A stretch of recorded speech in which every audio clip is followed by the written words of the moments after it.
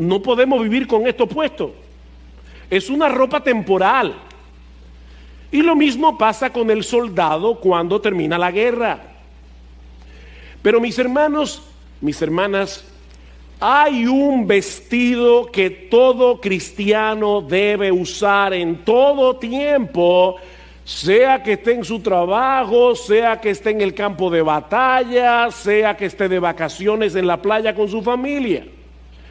Pablo dice en Romanos 13:14 que debemos vestirnos del Señor Jesucristo. Eso no es opcional, eso no es temporal. Debemos vestirnos de Jesús los 365 días del año, las 24 horas de cada día. Y como vimos la vez anterior al considerar este pasaje de la carta a los romanos, vestirse de Jesús implica varias cosas.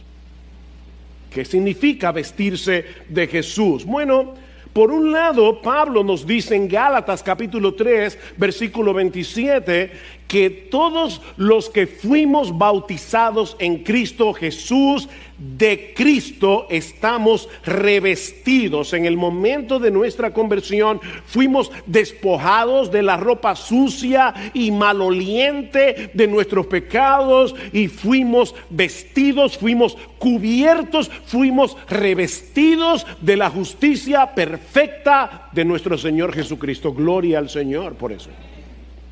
Mis hermanos, eso ya sucedió. Fuimos justificados, es decir, fuimos declarados justos en el tribunal de Dios. Y todo eso únicamente por medio de la fe en nuestro Señor Jesucristo. Eso quiere decir, mis amados hermanos, que ahora tú y yo tenemos en el cielo una nueva identidad, porque ya Dios no nos ve como pecadores condenados, sino que nos contempla a través de la persona de su Hijo, nos recibe como hijos y nos trata como hijos. ¡Wow! Nosotros fuimos regenerados y adoptados. Somos hijos por el nuevo nacimiento, somos hijos por adopción. Un niño adoptado recibe el apellido de sus padres adoptivos y desde ese instante él es tratado con todos los privilegios que envuelve ser parte de esa familia. Bueno, mis hermanos, eso es exactamente lo que ocurre cuando una persona viene a Cristo en arrepentimiento y fe. El Dios del cielo ahora nos ve en su Hijo y nos invita a hacer uso de todos los privilegios, de todos los beneficios espirituales que conlleva el hecho de tener esa nueva identidad. Recuerden el texto de Colosenses que leímos hace un momento, Colosenses capítulo 3, versículos 1 al 4. Si habéis pues resucitado con Cristo, buscad las cosas de arriba donde está Cristo sentado a la diestra de Dios. Poned la mira en las cosas de arriba, no en las de la tierra. ¿Saben por qué? Porque habéis muerto. La persona que tú eras desde tu nacimiento, antes de venir a Cristo, esa persona ha muerto y vuestra vida está escondida con Cristo en Dios.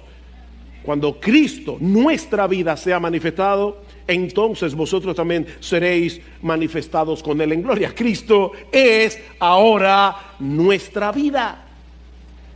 Ya estamos cubiertos de Él.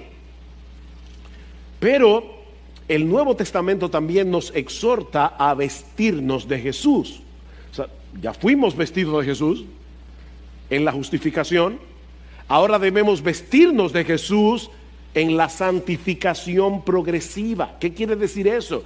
Que ahora debemos vivir conforme a lo que somos en Cristo. Y eso es precisamente lo que vamos a ver en los versículos 12 al 14 de Colosenses capítulo 3. Usando de nuevo la imagen de la vestimenta, lo que Pablo nos dice en ese pasaje es que debido a nuestra nueva identidad en Cristo, ahora debemos revestirnos de la conducta y el carácter que corresponden con esa nueva identidad. Un comentarista lo explica con este ejemplo. Si un hombre está vestido con un smoking y una mujer está con un vestido largo y trae puestos unos tacones, unos zapatos con tacones, esto tiene un efecto en su comportamiento. Te miras en el espejo y te ves vestido para una ocasión de dignidad y formalidad, así que te comportas como corresponde. Si lo olvidas y te mueves como si estuvieras vestido con tu ropa de correr, te verás como un tonto, aparte de que seguramente vas a arruinar tu ropa. ¿No es así? En la historia dominicana hay una escena y lamentablemente yo pasé por las aulas hace muchos años de bachillerato y no recuerdo todavía quién es el general, pero hubo un general dominicano que atacó la ciudad de Santo Domingo, increíblemente, y venía desde Santiago, precisamente. No es que tenga nada con Santiago, pero venía de Santiago. El tema es que él le prometió a toda la turba que venía con él que ellos iban a poder saquear. Él andaba con un montón de, bueno, en buen dominicano, de tigres. Pero cuando se acercaban a la ciudad de Santo Domingo, este hombre tuvo temor por los saqueos que podían provocarse. ¿Y saben lo que hizo? Le puso zapatos. Esa gente no estaba acostumbrada, eran campesinos, no estaban acostumbrados a usar zapatos. Estoy hablando del siglo XIX. ¿Y saben qué pasó? Los zapatos los controló. Se sentían raros. Ponle a un hombre un saco y una corbata y tú lo estás llevando por cierto camino. Bueno, mis hermanos, nosotros tenemos que vestirnos de Jesús porque ya fuimos vestidos de Jesús. O sea, tú tienes que mirarte al espejo cada mañana y decir, yo fui revestido con Jesús. Bueno, vive en una forma que sea coherente con ese vestido. Eso es lo que Pablo está diciendo en Colosenses capítulo 3. Ahora nota que lo que estamos diciendo no es que nos hacemos cristianos tratando de cultivar el carácter de Cristo. No, somos salvos por la fe y únicamente por la fe. Lo que estamos diciendo es que ya que somos cristianos justificados únicamente por medio de la fe, ahora podemos y debemos parecernos cada vez más a Jesús. Ser coherentes. Versículo 12. Entonces, como escogidos de Dios, santos y amados, revestidos de tierna compasión, bondad, humildad, mansedumbre, etcétera, etcétera. Como escogidos de Dios. Fuimos escogidos de Dios. ¿Para qué? Efesios 1, para ser santos. ¿Y por qué? Porque fuimos amados. ¿Ven cuál es nuestra identidad? Nosotros somos escogidos, somos santos y somos amados. Tú no necesitas más amor. Ya tú eres demasiado amado por Dios. Escogidos, santos y amados. Él tomó la decisión de amarnos desde antes de la fundación del mundo. La pregunta es, ¿cómo se supone que debemos vivir ahora? ¿Cómo luce vestirse de Jesús? Bueno, he aquí el carácter que corresponde con nuestra nueva identidad. En primer lugar, Pablo dice que debemos revestirnos de tierna compasión, o como dice la Reina Valera del 60, debemos vestirnos de entrañable misericordia, una misericordia que te remueve las entrañas. Mis hermanos, si tú te vistes de Jesús, si tú eres coherente con lo que ahora tú eres en Cristo, cada mañana debes vestirte de tierna compasión, de entrañable misericordia. No se trata simplemente de una fría involucración con personas que están en necesidad. Se trata de una simpatía con el que sufre, que remueve nuestras entrañas y nos mueve a la acción. De más está decir que eso no es fácil. En todos nosotros hay una tendencia a quitar la vista del que está en necesidad. y a colocar nuestras necesidades por encima de la de todos los demás. Lo natural no es que seamos compasivos, no es que seamos misericordiosos, sino más bien egocéntricos. ¿Cómo podemos luchar contra esa tendencia del corazón de tal manera que podamos vencer la indiferencia, el egocentrismo y vestirnos de compasión y de misericordia? La respuesta es el Evangelio. El Evangelio. Dios tuvo misericordia de nosotros cuando éramos unos miserables pecadores. No te ofendas, pero si tú eres cristiano, tú vas por la vida con un letrero que dice: yo era un miserable. Yo era un miserable. Y Dios nos amó. Cuando no teníamos nada en nosotros que nos hiciera dignos de su amor. La pregunta es, ¿una persona que ha sido amada de esa forma no debería tratar a los demás con la misma misericordia con la que ha sido tratado? ¿No debería dar de gracia lo que recibió de gracia? Mis hermanos, Dios nos vio en necesidad, Dios nos vio con nuestro vestido maloliente y harapiento de nuestro pecado, pero en vez de quitar la vista, nos amó y se involucró. Nos amó y se involucró. Y ahora yo te pregunto, ¿mantienes tus ojos abiertos a las necesidades que hay a tu alrededor? ¿Sabes que la misericordia comienza con los ojos? Y de ahí se extiende al corazón. La misericordia comienza con los ojos y de ahí sigue con el corazón. Ustedes recuerdan la historia de aquellos dos ciegos que estaban camino en la salida de Jericó y comenzaron a clamar a Jesús: Hijo de David, ten misericordia de nosotros. ¿Qué hizo la multitud? La gente les habló en un tono duro y amenazador. Mateo 20:34. Pero entonces Jesús, movido a compasión, habiéndosele removido las entrañas, dice el texto literalmente, tocó los ojos de ellos y al instante recobraron la vista y le siguieron.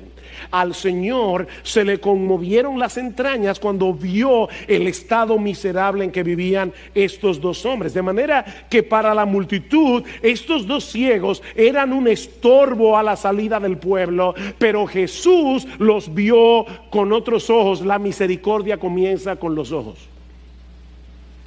Dice en Proverbios 22:9, el ojo misericordioso será bendito. ¿Qué expresión? El ojo misericordioso. Porque dio su pan al indigente. La misericordia depende en gran medida de la manera como miramos a las necesidades a nuestro alrededor. Lo que la gente vio como una molestia, Jesús lo vio como una oportunidad de aliviar el dolor y la miseria humana. Y yo te pregunto, mi hermano, y me pregunto a mí mismo, ¿cuál de esas dos miradas nos identifica? ¿La de la gente o la de Jesús? ¿Contemplas las necesidades de otros a la luz del Evangelio, a través de lo que Dios hizo por ti al precio de la vida de su Hijo cuando estabas en la miseria de tu pecado? Al despertarnos cada mañana, y de hecho yo te sugiero que tomes Colosenses, no es una orden, pero te sugiero que tomes Colosenses capítulo 3, versículo 12 y lo pongas en el espejo de tu baño, para que lo veas cada mañana cuando te estés arreglando para salir. Cada mañana debemos recordar nuestra nueva identidad en Cristo y pedirle a Dios en oración que nos ayude a vestirnos de la entrañable misericordia de Jesús. Hazme ver, Señor, al mundo como tú. Esto es algo que debemos hacer intencionalmente cada día. Pero en segundo lugar, dice Pablo que debemos vestirnos de bondad. Debemos vestirnos de bondad. Y aunque esta palabra está íntimamente relacionada con la anterior, no son sinónimas. La bondad es lo contrario a la malicia, es lo contrario a la envidia, a eso que te mueve a desear tener lo que el otro tiene y a molestarte porque el otro tiene lo que tú no tienes. No sé cuántos aquí han escuchado esa famosa historia del hombre que se le aparece un genio. El genio, no sé si de la lámpara, pero se le aparece un genio y le dice: mira, pídeme un deseo que te lo voy a conceder. Uno solo, pero eso sí, tienes que entender que lo que tú me pidas, tu vecino recibirá el doble. Si me pides un yate, a tu vecino le voy a dar 2. Si me pides $1,000,000, a tu vecino le voy a dar 2. Todo lo que tú me pidas, tu vecino recibirá el doble. Qué difícil. La envidia. Finalmente el tipo le dijo: déjame tuerto. O sea, es increíble. O sea, yo no quiero que el otro tenga más que yo.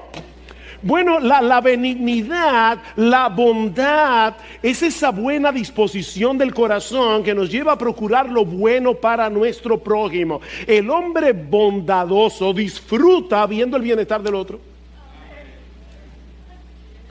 Y aún está dispuesto a sacrificar sus intereses personales para que ese fin sea cumplido. El amor es paciente, sufrido. El amor es benigno, bondadoso.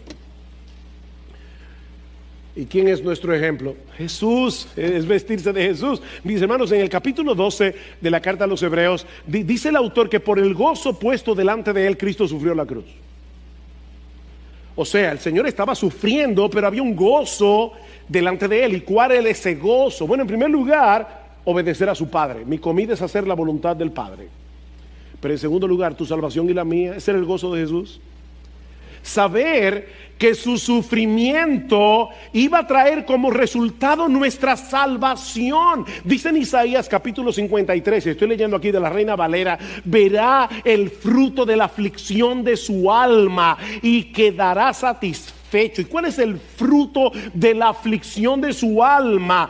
Por su conocimiento justificará mi siervo justo a muchos y llevará las iniquidades de ellos. El gozo de Jesús fue sufrir tu iniquidad y la mía, el castigo que tú y yo merecíamos por nuestros pecados. Por el gozo puesto delante de él sufrió la cruz. Mis hermanos, debemos meditar continuamente, intencionalmente, en la benignidad de Jesús para con cada uno de nosotros, de manera que podamos revestirnos de esa bondad cada día. Y déjame darte un consejo: comienza por tu casa,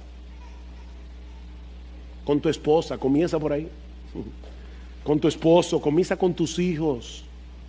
De ahí te extiendes hacia los demás, pero comienza por tu casa. ¿Puede decir tu esposa que tú eres un hombre bondadoso? Mi hermana, ¿puede decir tu esposo que tú eres una mujer bondadosa? ¿Pueden decir tus hijos que ustedes son padres bondadosos? ¿Resuman bondad?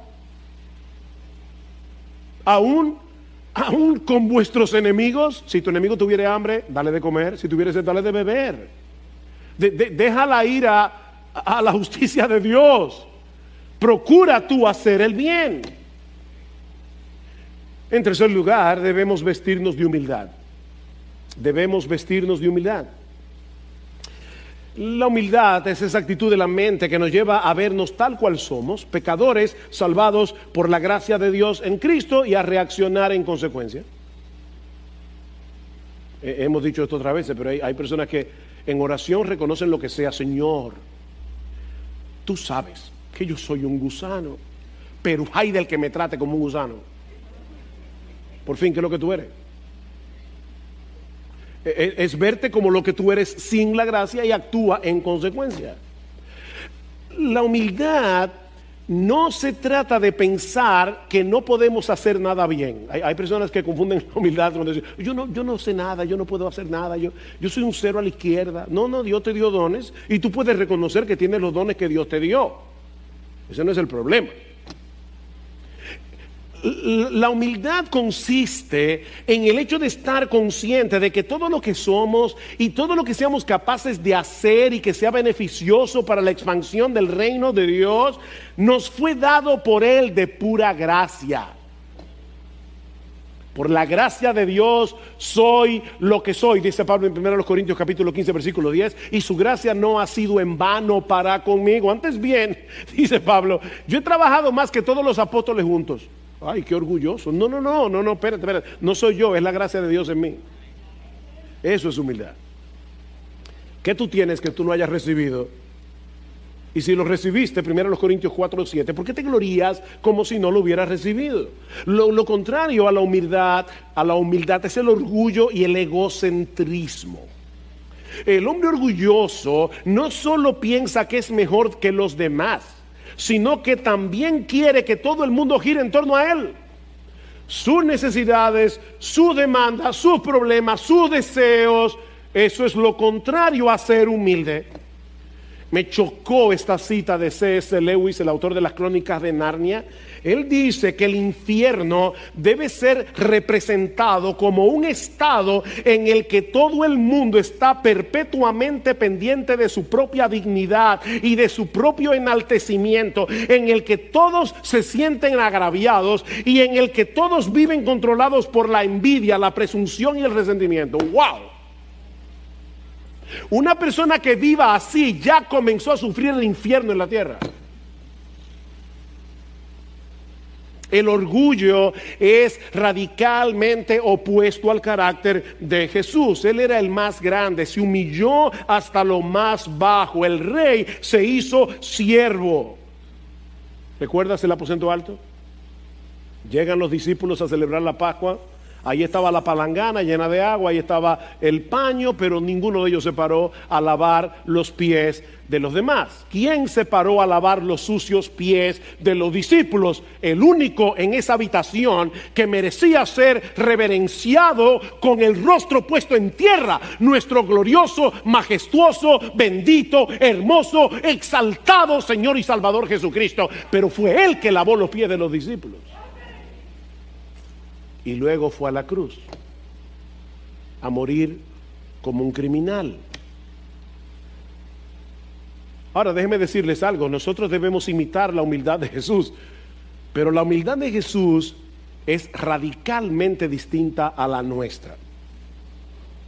Porque Él, siendo el más grande, voluntariamente se humilló hasta lo más bajo. En el caso nuestro, la humildad simplemente consiste en ponernos en nuestro lugar. No tenemos que descender. Ya estamos ahí. No hay que bajar. Mi hermano, al levantarte cada mañana, recuerda lo que eres y lo que mereces sin la gracia de Dios, y pídele en oración que te ayude a vivir en consecuencia. Nunca olvides que en el reino de Dios solo se sube bajando. Dios resiste a los soberbios. Él da gracia a los humildes. En cuarto lugar, debemos vestirnos de mansedumbre. Y debo aclarar de entrada que esa virtud no tiene nada que ver con la debilidad de carácter o con la falta de convicciones. De Moisés dice la Biblia que él era el hombre más manso de la tierra, pero no solo se opuso a la ira de Faraón porque tenía la convicción de que Dios estaba con él, se sostuvo como viendo al invisible, dice en Hebreos capítulo 11, sino que durante 40 años este hombre tuvo que guiar por el desierto a un pueblo rebelde y duro de corazón. 40 años. Ahora, ningún otro ejemplo de mansedumbre puede sobrepasar al de nuestro Señor Jesucristo. Aprended de mí, que soy manso y humilde de corazón. Mateo 11:29. Y hallaréis descanso para vuestras almas. Hallaréis descanso para vuestras almas. Jesús era la mansedumbre encarnada, pero no era débil ni cobarde. La mansedumbre y la debilidad no son sinónimas. Alguien define la mansedumbre como poder bajo control. Poder, no debilidad, pero bajo control. Proverbios 16:32, mejor es el que tarda en airarse que el fuerte, y el que se enseñorea de su espíritu que el que toma una ciudad. El que se enseñorea de su espíritu, poder bajo control. Este hombre controla su temperamento, controla su molestia, controla el deseo inicial que él siente de devolver mal por mal. No es que él no puede hacerlo, es que no lo hace. Es que él decide no hacerlo.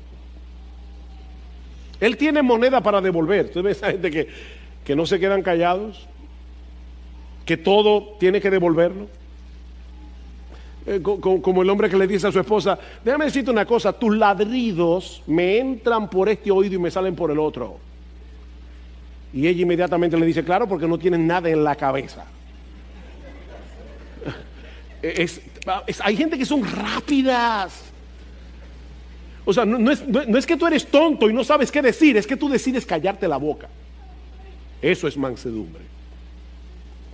Proverbios 25:28, a la inversa. El hombre cuyo espíritu no tiene riendas es como una ciudad derribada y sin muros. O sea, lo que está diciendo Proverbios aquí es que este hombre no tiene ninguna protección contra la provocación. No tiene protección contra el maltrato. ¿Qué nos capacita para actuar con mansedumbre? Bueno, depender del Espíritu, mirar continuamente a Jesús en la Escritura, viendo su gloria, somos transformados de gloria en gloria en la misma imagen, como por el Espíritu, depender del Espíritu, mirar a Jesús en la Escritura, recordar lo que somos sin la gracia, como dice Martin Lloyd-Jones, el que está en el piso no tiene miedo de caerse. Tú te defiendes porque tú crees que estás en un pedestal, pero también confiar en la soberanía de Dios. ¿Tú quieres ser manso? Confía en la soberanía de Dios. Nuestro Dios está en control y eso significa que tú y yo no estamos en control. Él está en control. Y qué bueno, porque el universo está en mejores manos que en las nuestras. No tenemos que hacernos cargos de la situación y darle al ofensor lo que merece, porque Dios se hará cargo a su debido tiempo. Así que debemos vestirnos de compasión, entrañable misericordia, debemos vestirnos de bondad, debemos vestirnos de humildad, debemos vestirnos de mansedumbre, debemos vestirnos de paciencia, dice Pablo. Y esta palabra puede ser traducida como capacidad de aguante. En la época cuando se iba mucho la luz, bueno, aquí todavía se va la luz, pero nosotros vivíamos en un lugar donde se iba mucho la luz y teníamos un inversor. El problema es que nosotros comprábamos fusibles de bajo amperaje y se quemaban rápido. Bueno, lo que esta palabra